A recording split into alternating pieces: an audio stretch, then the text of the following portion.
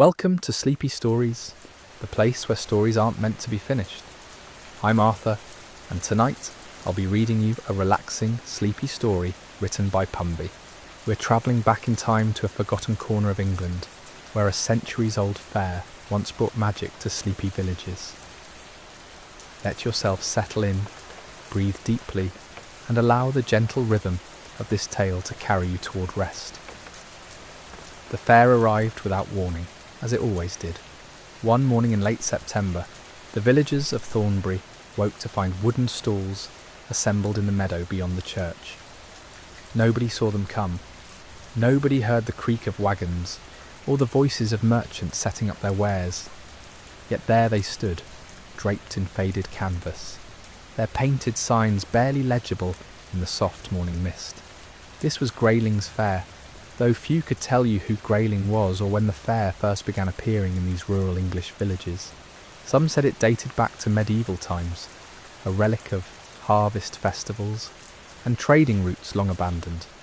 Others whispered it was older still, connected to something the church preferred people forget. What everyone agreed upon was this: Grayling's Fair made you tired. Not unpleasantly so.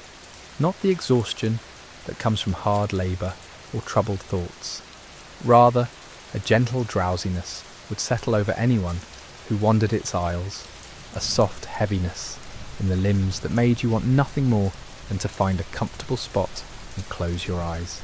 Parents brought restless children. Insomniacs came seeking relief. Even the village dogs seemed to understand, curling up beneath the stalls to nap in contented silence. The fair stayed for exactly 3 days. Then it vanished as quietly as it had come. Thomas Weatherby first wrote about the fair in his journal in 1847. He was a travelling schoolmaster, moving between villages to teach reading and arithmetic to farmers' children.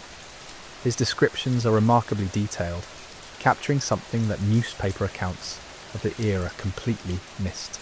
The strangest sensation overtook me upon entering, he wrote, as though the very air had been infused with poppy milk, yet without any bitter taste or morning grogginess.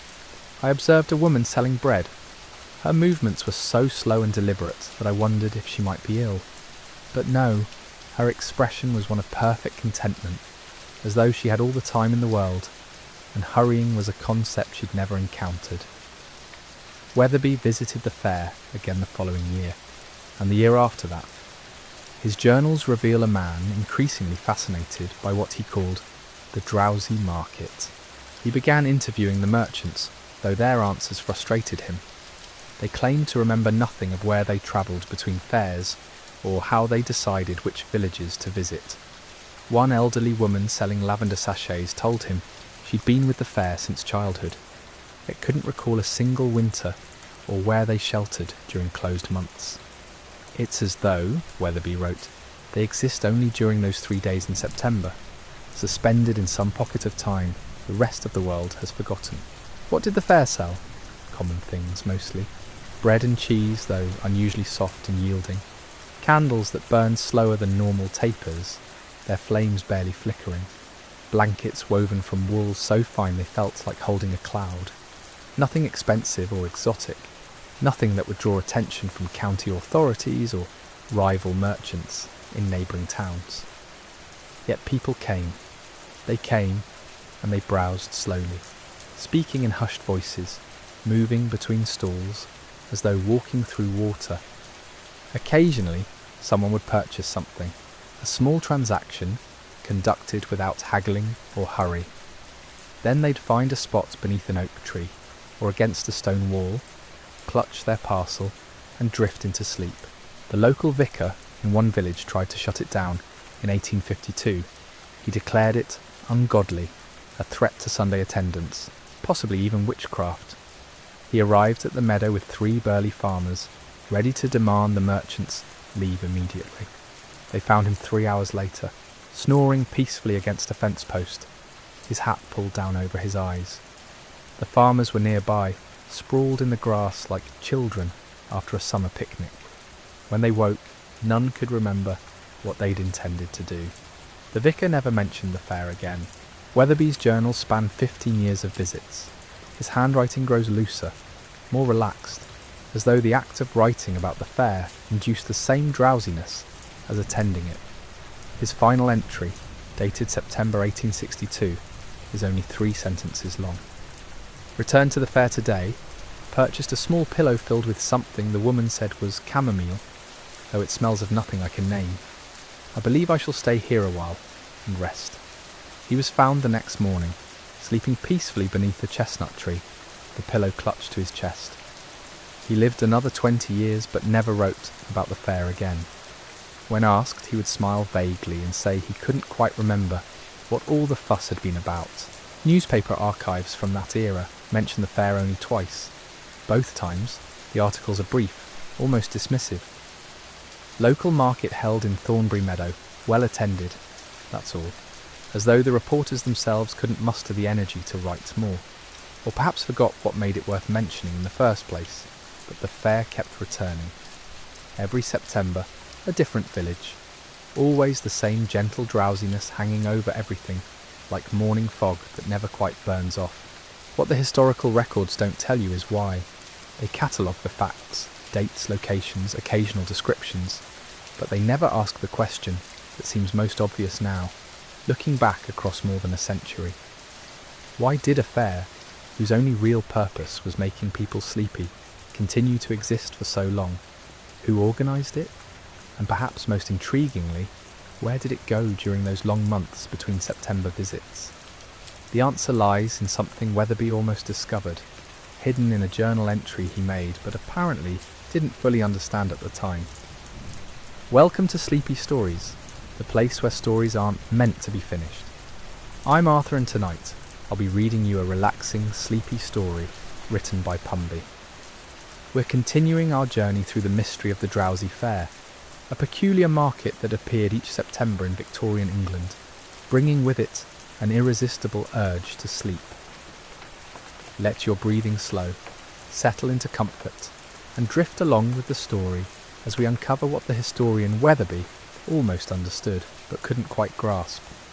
He wrote about a woman selling herbs, not the herb seller he'd met on previous visits, but someone new, older, with silver hair braided in a style he noted seemed oddly timeless, neither modern nor antiquated. She'd offered him tea from a copper kettle that stayed warm despite sitting far from any fire. The tea tasted of nothing in particular, just warmth and a faint sweetness he couldn't identify. After drinking it, he felt compelled to ask her a question he'd never thought to voice before. "Where does the fair come from?" She smiled at him, he wrote, and said something strange. "We come from Tuesday." He assumed he'd misheard. Perhaps she'd said Tweedsmuir, a village he knew existed somewhere north, but when he asked her to repeat herself, she simply gestured around at the drowsy crowd and said, "Look how peaceful they are. That's the only answer that matters." Weatherby didn't pursue it further. The tea had made him too relaxed to press the point, but the phrase stuck with him enough to write it down, and there it remained in his journal, unexplained and apparently unexamined, for over a century. What does it mean to come from Tuesday? The question seems absurd on its surface, yet there's something about the fair that exists outside normal time. Visitors consistently reported losing track of hours. A brief browse would somehow consume an entire afternoon. Conversations that felt like minutes had actually stretched across the better part of an hour. Even the merchants seemed unhurried by closing time, as though they operated on a schedule disconnected from the sun's position in the sky. One account from 1858 describes a clock tower in a village where the fair had set up in the square below. Multiple witnesses reported watching the clock hands move backward for nearly 20 minutes before resuming their normal progression. The local clockmaker examined the mechanism the next day and found nothing wrong. It kept perfect time thereafter. Children seemed particularly affected. Parish records note a curious pattern during fair months. Teachers in villages hosting the event reported students arriving to school unusually calm, almost docile. Disciplinary problems dropped to nearly zero, but the children also struggled to stay awake during lessons, frequently nodding off mid-afternoon, regardless of how much sleep they'd gotten the night before. This effect persisted for weeks after the fair departed, The merchants themselves left almost no trace. No one recorded their names. No financial records exist showing permits purchased or taxes paid. In an era obsessed with documentation and ledgers, the fair somehow slipped through without generating the usual paper trail. It's as though the bureaucrats and officials who should have demanded forms and fees simply forgot to do so, their administrative vigilance melting away like morning frost. There's a map in the British Library, tucked inside a portfolio of Victorian county surveys. Someone, perhaps Weatherby himself, marks the locations where the fair appeared over a 15-year span. Tiny pencil dots scattered across the southern counties, seemingly random, but if you trace lines connecting them in chronological order, a pattern emerges. Not a circle exactly, but a spiral. Each year, the fair moved slightly outward from a central point, then began spiralling back inward. The centre point? A village called Slumberford that no longer exists. Modern maps show no trace of it. Census records confirm people lived there until about 1870. Then the population simply dispersed. No disaster, no economic collapse, nothing that typically causes a village to vanish. The residents just gradually moved away, and the name disappeared from official documents.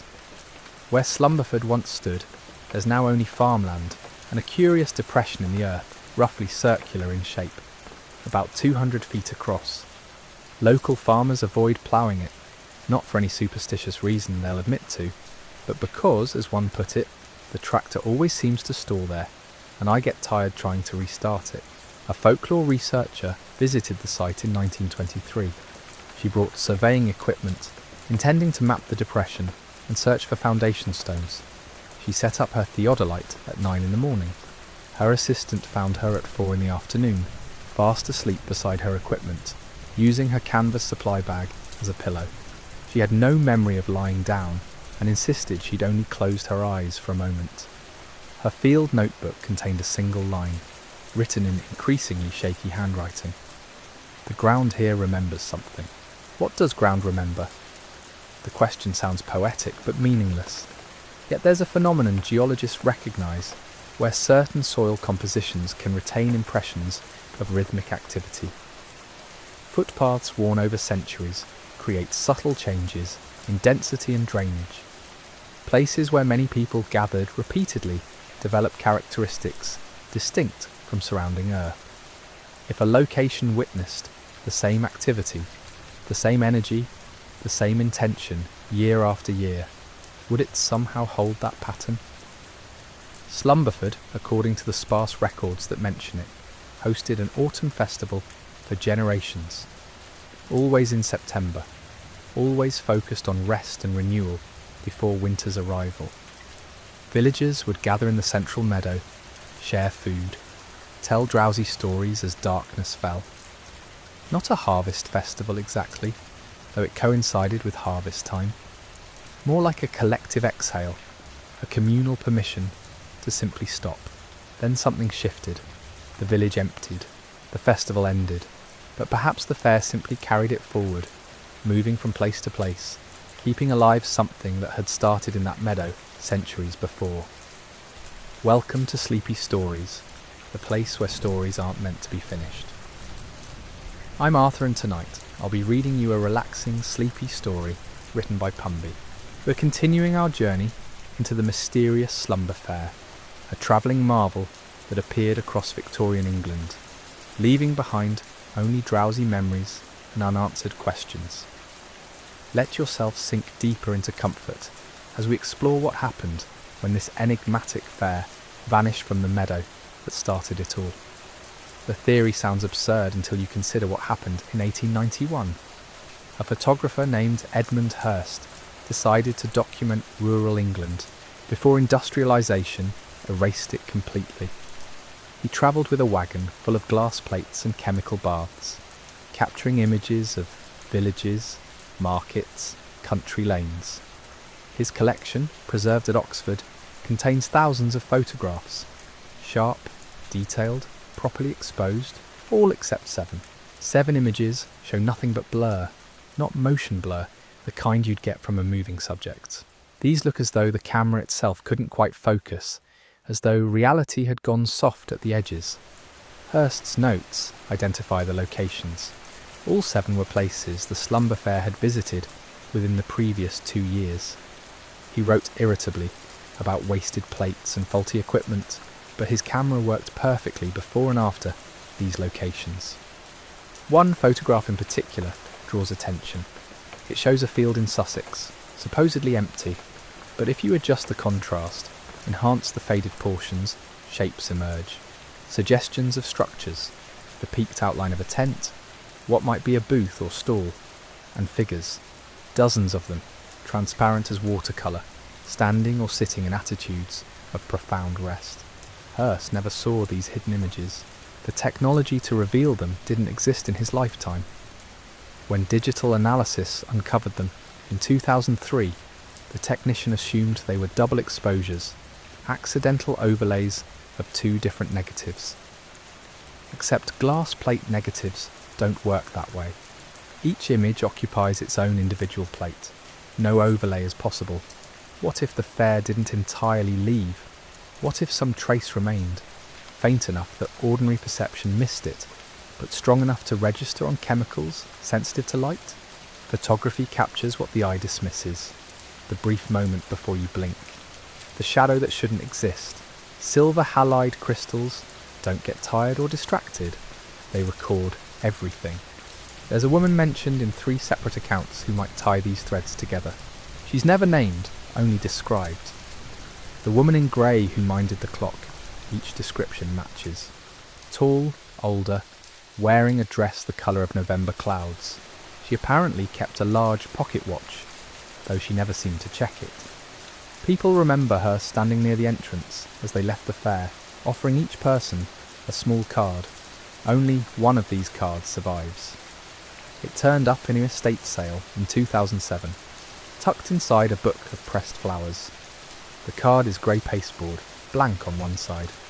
The other side has a single sentence in elegant copperplate script. You may return when you most need to. No signature, no date, nothing identifying which fair or when it was distributed. The person who bought it at the estate sale kept it on their desk for 3 years. They reported feeling unusually calm whenever they looked at it, as though the card itself radiated something soothing. Eventually, they donated it to a museum of oddities, where it sits in a drawer, carefully preserved in acid-free tissue. The museum curator handles it occasionally, when researchers request access. She admits to an unusual habit. Whenever she feels overwhelmed, deadline pressures mounting, stress building to unbearable levels, she takes the card from its drawer, just holds it for a few minutes, not reading it, just holding it. She describes the sensation as similar to remembering a peaceful afternoon from childhood, except she's not remembering anything specific, just the feeling of peace itself.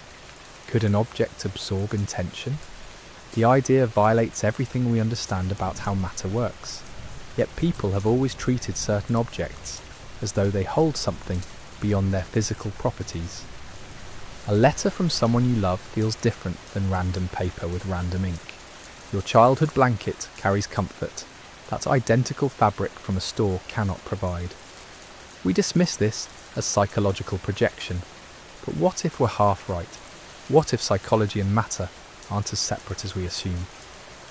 The slumber fair dealt in rest, not entertainment disguised as rest, not distraction, but genuine cessation of effort.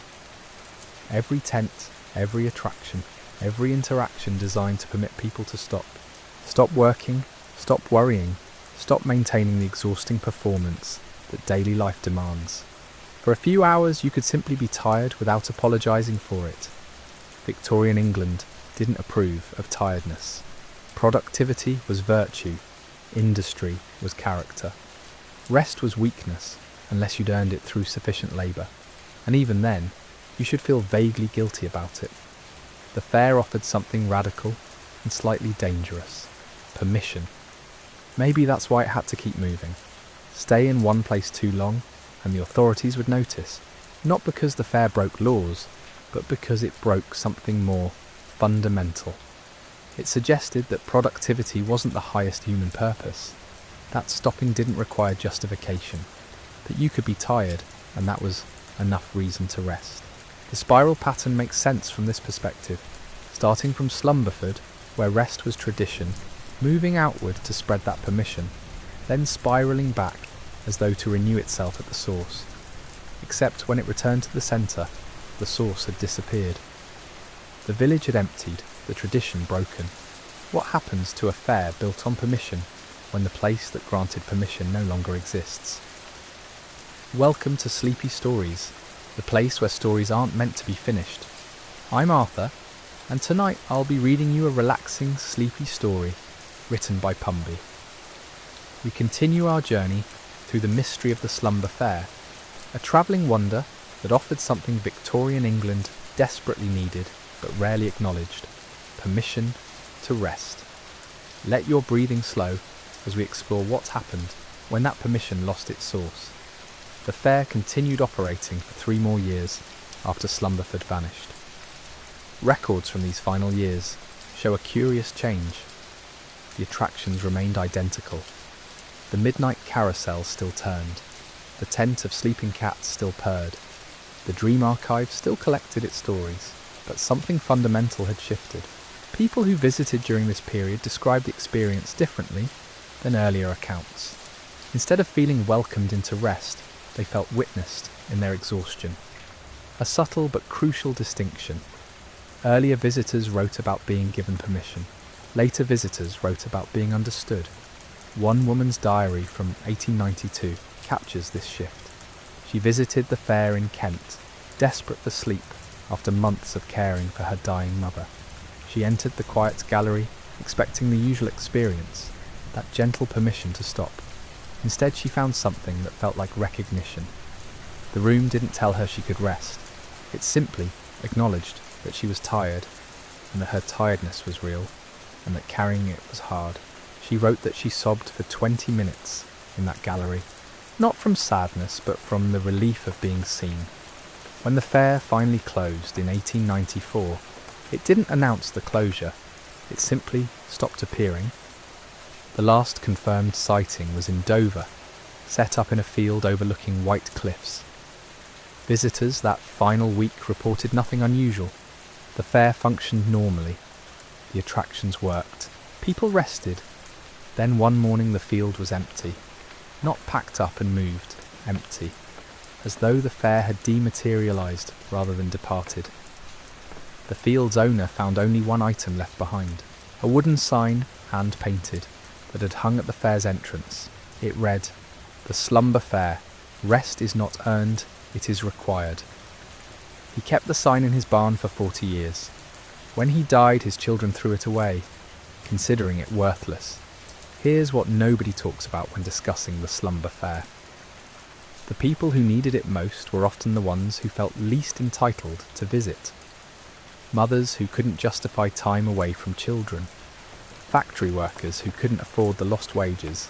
Servants who couldn't imagine asking for an afternoon off. The fair's existence didn't solve this problem. Just because permission is offered doesn't mean people feel allowed to accept it. Some accounts suggest the fair knew this. In its later years, certain visitors reported being approached by fair workers who simply handed them tickets. No explanation, no transaction. Just a ticket and a nod toward the entrance. These gifts seemed targeted. A woman carrying a baby and 2 toddlers. A man with factory dust in the creases of his face. A girl whose fingers were stained with ink from endless copying work. People who would never give themselves permission received it anyway. After the fair disappeared, something unexpected happened. People started creating their own versions. Not travelling fairs, but small localised attempts to recreate what the Slumber Fair had offered. A woman in Manchester opened a room in her home, one afternoon a week. Just a quiet room with comfortable chairs. No charge, no expectations. Come sit if you're tired. A factory owner in Leeds, unusually progressive, designated one room in his facility as a rest space. Workers could use it without explanation or penalty. He was mocked by other industrialists, but his workers' productivity increased. These weren't organised movements. No manifesto connected them. People who had experienced the slumber fair simply tried to extend what it had given them. Most of these efforts lasted only months. The cultural pressure against rest was too strong. Productivity remained virtue. Tiredness remained weakness. But the attempts themselves matter. They proved the fair changed something in how people understood rest, not just as recovery for more work, but as a human need independent of productivity. One of these spaces survived longer than the others. A library in Cornwall added a sleeping room in 1896.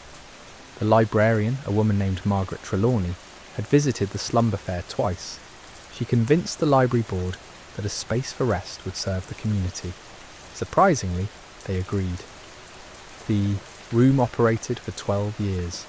People could come, sign a simple register, and sleep in a chair or on a provided cot. No questions asked, no time limits.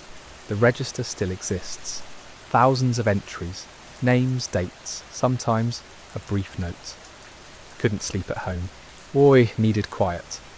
Just tired. Margaret kept the register, even after the library board shut down the sleeping room in 1908. She donated it to the county archive before she died, with a note attached. These people weren't lazy. They were human. The archive catalogued it but never displayed it. Too mundane, they decided. Just a list of people who napped in a library. But if you read through those entries, patterns emerge. The same names appearing during crisis periods. Deaths, illnesses, financial troubles. The sleeping room functioned as informal community support, a place to collapse when life became too heavy. Margaret understood what the slumber fair had understood. Rest isn't reward for accomplishment. It's scaffolding that makes continued existence possible. Without it, people don't just tire, they fragment. By 1910, most physical traces of the slumber fair had vanished. The few remaining objects scattered into private collections, estate sales, forgotten drawers, but the idea persisted, that rest could be offered without judgment. That tiredness didn't require justification. That stopping was sometimes the most necessary action available. Somewhere in Shropshire, in a valley that may or may not exist on current maps, a village called Slumberford might still stand empty. Welcome to Sleepy Stories, the place where stories aren't meant to be finished. I'm Arthur, and tonight I'll be reading you a relaxing, sleepy story written by Pumby. We're concluding our journey through the mysterious Slumber Fair, a travelling sanctuary of rest that appeared across Victorian England. As you settle in, let your breathing slow and your muscles soften. There's nowhere you need to be but here, its buildings weathered but intact, waiting. Or perhaps the village dissolved entirely, reclaimed by earth and time. The uncertainty matters less than what it represented while it existed. A travelling answer to a question most people couldn't articulate. How do we keep going when everything demands we never stop? The slumber fair asked nothing in return for what it offered. This alone made it radical. Victorian England operated on exchange. Labour for wages, wages for survival, survival for more labour. Rest existed only as preparation for productivity. The fair rejected this completely. You could arrive exhausted and leave rested without producing anything, without improving yourself, without becoming more useful to anyone. This terrified people who built their identities on constant motion. If rest required no justification, what happened to the systems that demanded perpetual effort? If tiredness was treated as valid rather than shameful, how could workers be pushed beyond reasonable limits? The fair didn't argue these points. It simply existed as alternative proof. People rested and the world continued. Nothing collapsed. No moral decay resulted from letting exhausted humans sleep without judgment. Some visitors returned home and changed nothing. The experience remained isolated, a brief respite before resuming previous patterns, but others carried something back with them, a different internal permission. The knowledge that stopping didn't equal failure. A teacher in Devon began allowing students to put their heads down without penalty if they appeared truly tired. Radical for the time. Education demanded rigid attention.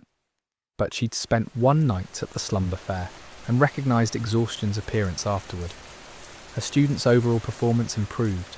Rested children learned better. Obvious now, revolutionary then.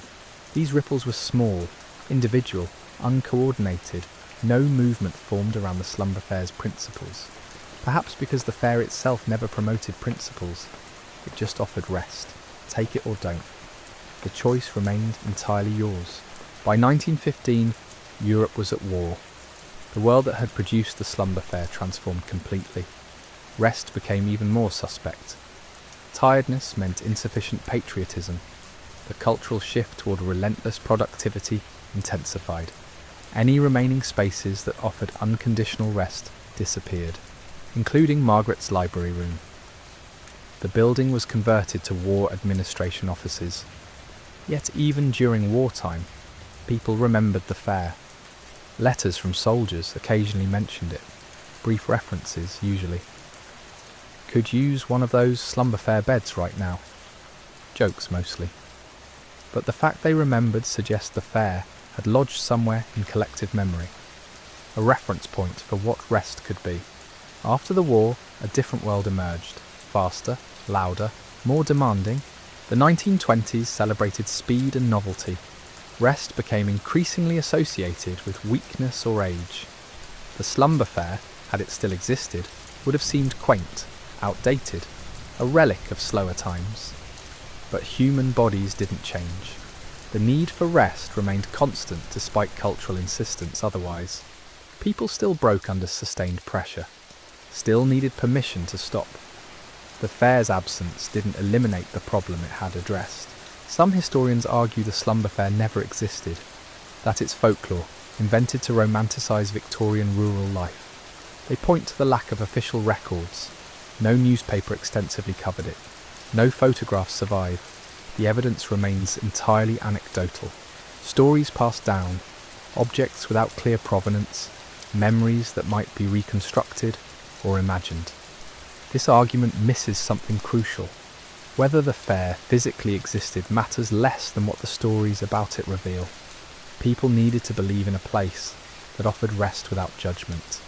The story persisted because the longing it addressed persisted. We still need permission to be tired. We still struggle against the idea that stopping means failing. The slumber fair, real or imagined, provided temporary answer to permanent question. If you visited now, the valleys where it supposedly appeared, you'd find ordinary English countryside. Fields, villages, roads, nothing magical, nothing suggesting a travelling fair once transformed how people understood rest. But absence doesn't mean nothing happened. Most important moments leave no physical trace. What remains are the stories. The woman who slept for 16 hours and forgave herself. The factory worker who learned tiredness wasn't moral failure. Margaret's register of thousands who needed quiet. These aren't historical facts you'll find in textbooks. They're smaller truths about human limits and the radical act of acknowledging them. The slumber fair understood something we keep forgetting. Rest isn't earned, it's required. Not as reward for productivity, but as basic condition for existence. You don't have to accomplish anything to deserve sleep. You just have to be alive and tired. That's the real legacy, not the velvet chairs or chamomile tea, not even the beautiful temporary spaces. The permission itself, the idea that you can stop when you need to stop, that your exhaustion is valid. That rest serves no purpose beyond rest, and that's enough. Somewhere in England, in soil that remembers everything, traces of the slumber fair might still exist. A tent peg, a piece of velvet, a sign that once promised rest. Or perhaps it all vanished completely, leaving only the idea behind. Either way, the essential truth remains. You're allowed to be tired. You're allowed to stop. No explanation required. The slumber fair proved it possible once. That proof doesn't disappear just because the fair did. You're allowed to be tired. You're allowed to stop. No explanation required. The slumber fair proved it possible once. That proof doesn't disappear just because the fair did.